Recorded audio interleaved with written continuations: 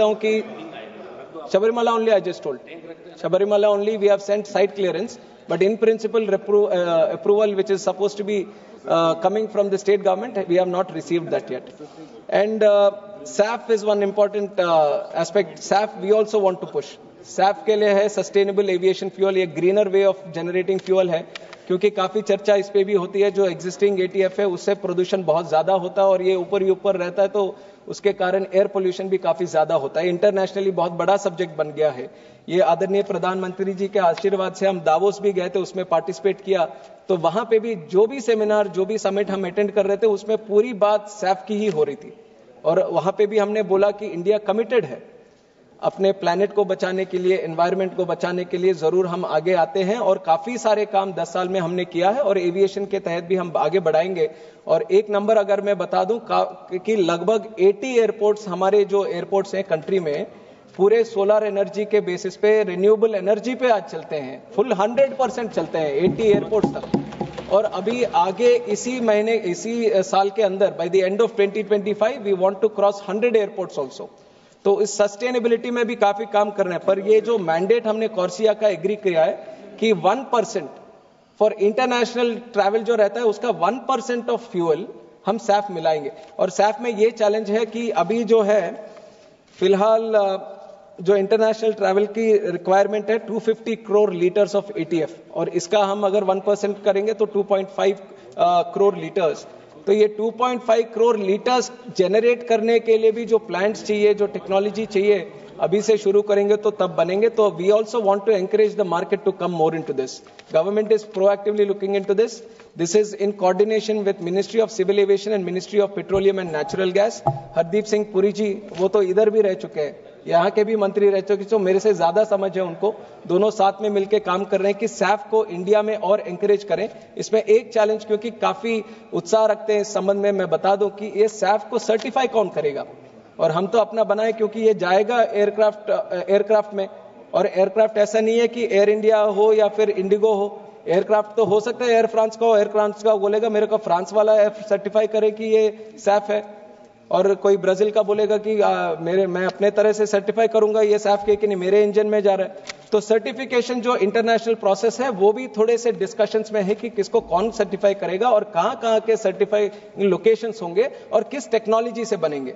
पर एक सही ये चीज जो है सैफ के तहत, सैफ का जो रॉ मटेरियल जो यूज करते हैं, जो फीड स्टॉक यूज करते हैं, जो फार्मर प्रोड्यूस हो या फार्मर का वेस्ट हो या कुकिंग ऑयल का वेस्ट हो, इस सबसे यूज करके हम सैफ बना सकते हैं। तो आगे जाकर जैसे ही ये टेक्नोलॉजी हमारे अच्छे होती जाएगी तो जरूर इसकी सुविधा एक तो फार्मर्स को भी मिलेगी और सैफ का कॉस्ट भी अगर कम होगा। अभी तो फिलहाल सैफ का कॉस्ट एटीएफ के कॉस्ट से बहुत ज्यादा है, तो इसलिए हम भी कोशिश कर रहे हैं, हम एंकरेज कर रहे हैं। जरूर अगर इसमें और काफी सक्सेस हासिल करना है तो प्राइवेट इंडस्ट्री को भी आगे आना है।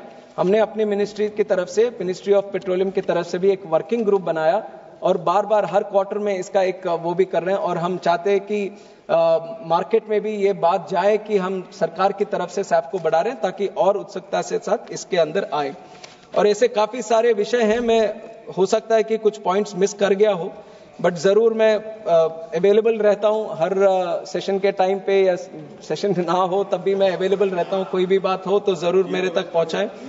मुजफ्फरपुर, बिहार और इंदौर के नए टर्मिनल, मेरे को लगता है ये अपने गैलरी से नहीं पीछे से ही आ रही है, यही से आ रही है। ये सब हर चीज पे एक चीज और बता दूं कि जो भी रिक्वेस्ट मेरे पास आता है, पत्र के रूप में हो या पर्सनली कोई बात कहते हो या फोन पे भी अगर कोई विषय हो, right from having a problem when they are going and traveling in the aircraft or their airport or air connectivity or anything related to civil aviation, definitely I put in my 100% effort so that I can give that priority to all the members of the parliament. I have been a member of parliament for last 10 years. I know what they go through. I know what kind of challenges they have. So I'm truly there with all the issues that you present to me, and each and everything is duly noted. We do the due correspondence. Even if it is a small issue also, we take very big importance to it, and I make sure that you get the reply in due time or you get the correct idea, information कि हम ministry of civil aviation से क्या कर रहे हैं। और ये लगातार चलता रहेगा। हम सब मिलकर ये सिविल एविएशन को और आगे बढ़ाना है। इसी तहत आप जिस तरह से सपोर्ट दे रहे हैं उसका सपोर्ट आगे भी देते रहे।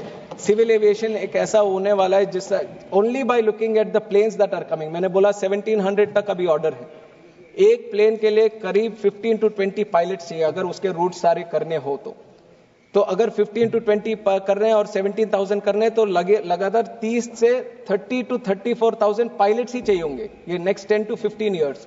और हम कितना जनरेट कर पा रहे हैं? एवरी ईयर सीपीएल लेते हैं करीब 1600 लोग सीपीएल कमर्शियल पायलट लाइसेंस लेते हैं। तो इस तरह करते जाएंगे तो हमें एफटीओस के भी, फ्लाइट ट्रेनिंग ऑर्गेनाइजेशंस की भी बहुत ज्यादा जरूरत है और फ्लाइट ट्रेनिंग ऑर्गेनाइजेशंस हम बनाने के लिए भी बहुत कोशिश कर रहे हैं। और एक अच्छा आइडिया था कि जहां पे पट्टी हो, सिर्फ पट्टी हो, वहां भी ट्रेनिंग इंस्टीट्यूशंस खोले, तो इस तरह की कोशिश भी हमारे मंत्रालय से हम कर रहे हैं।